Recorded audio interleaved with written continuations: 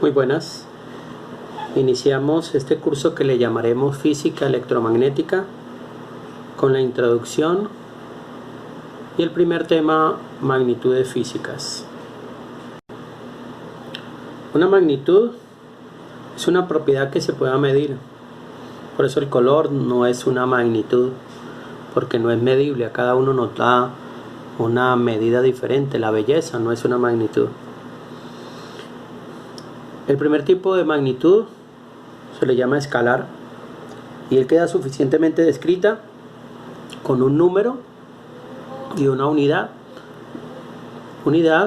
que vamos a simbolizar de esta manera. La segunda, y que es la más importante para este curso, la magnitud vectorial.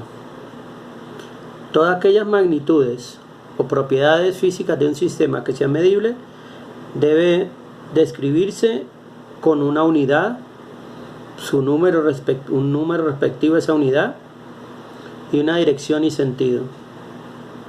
Normalmente un vector es la representación gráfica de una magnitud vectorial.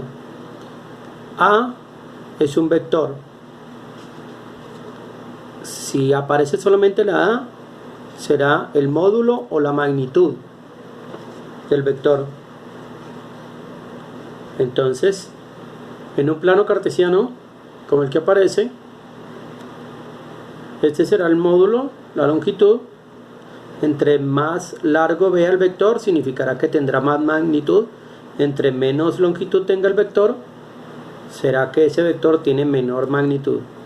Y esta inclinación con respecto a la horizontal es el que llamaremos la dirección sentido.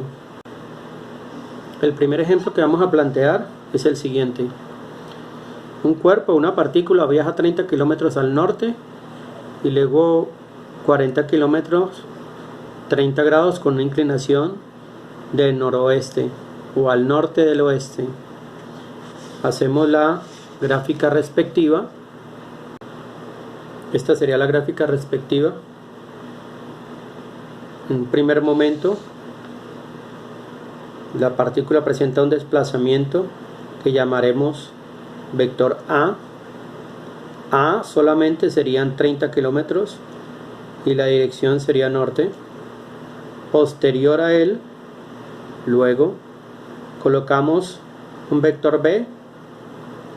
El B solamente sería 40 kilómetros y la dirección dice que son 30 grados noroeste.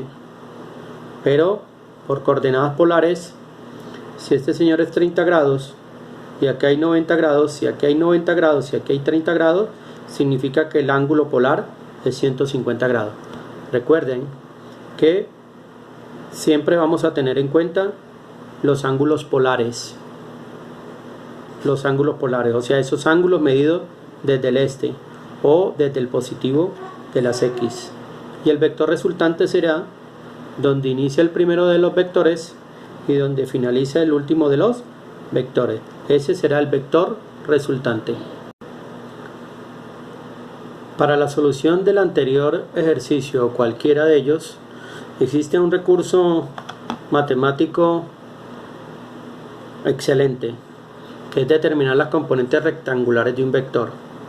O sea, convertir ese vector que está en coordenadas polares en coordenadas cartesianas.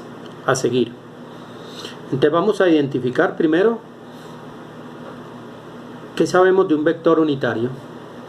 Un vector tiene magnitud y dirección.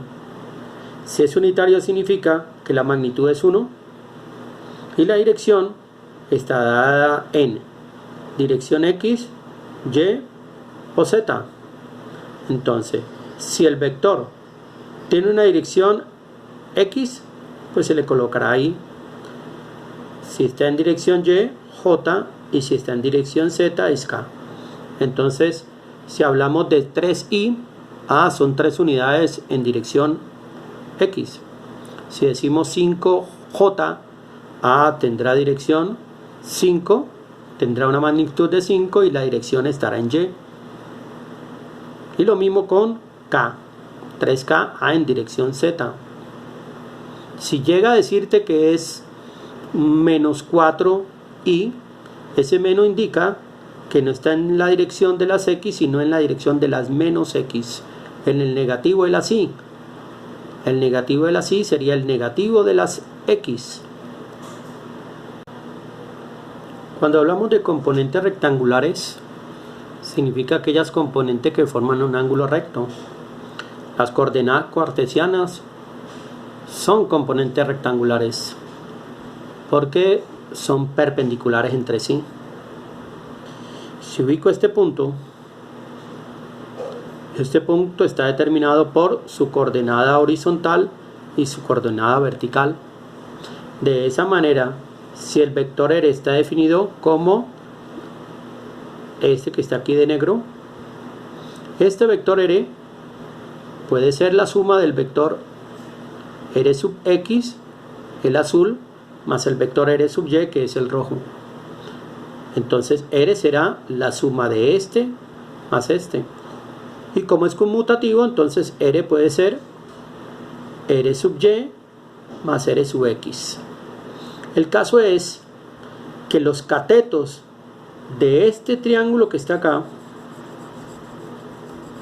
o el triángulo que está arriba, los catetos son las coordenadas rectangulares, son las coordenadas cartesianas. Entonces, aplicando el teorema, los teoremas de seno y coseno, las razones trigonométricas seno y coseno, diríamos que el cateto opuesto sería hipotenusa por seno. ¿Y quién es opuesto? Y, opuesto al ángulo teta. La hipotenusa sería R por seno. Y ese tendrá una dirección J. ¿Por qué? Porque estoy hablando del Y. Y la componente X, o sea el R sub X, será R, que es la hipotenusa de ese triángulo rectángulo, por el coseno de teta.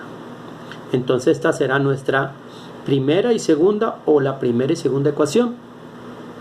Podemos determinar la componente vertical y horizontal a partir de estas coordenadas teta e hipotenusa, coordenadas polares, y estas serían las coordenadas cartesianas. Se plantea un segundo ejemplo.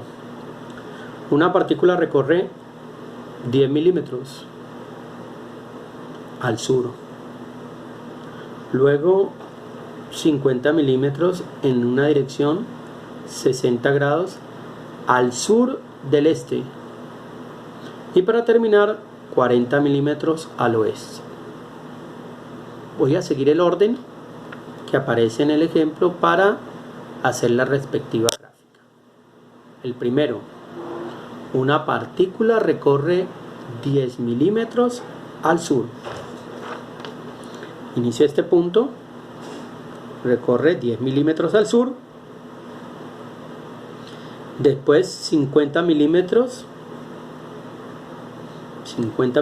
aquí hay 50 milímetros, ese sería el primer trayecto, A, que sería 10 milímetros, después 50 milímetros, tiene una dirección de 60 grados al sur, miren, aquí está, donde termina el vector A, comienza el vector B, y en el inicio del vector B hago mi plano cartesiano, y en la dirección me dice que es 60 grados,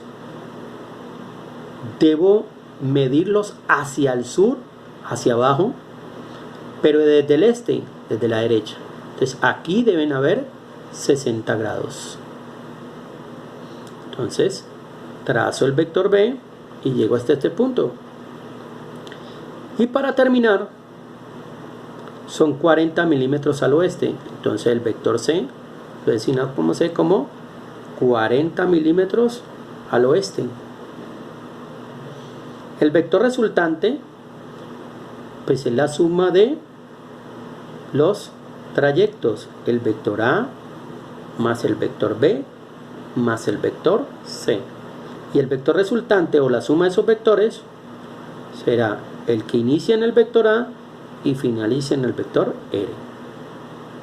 En el próximo video vamos a hallar el vector resultante por componentes rectangulares, al igual que el primer ejemplo.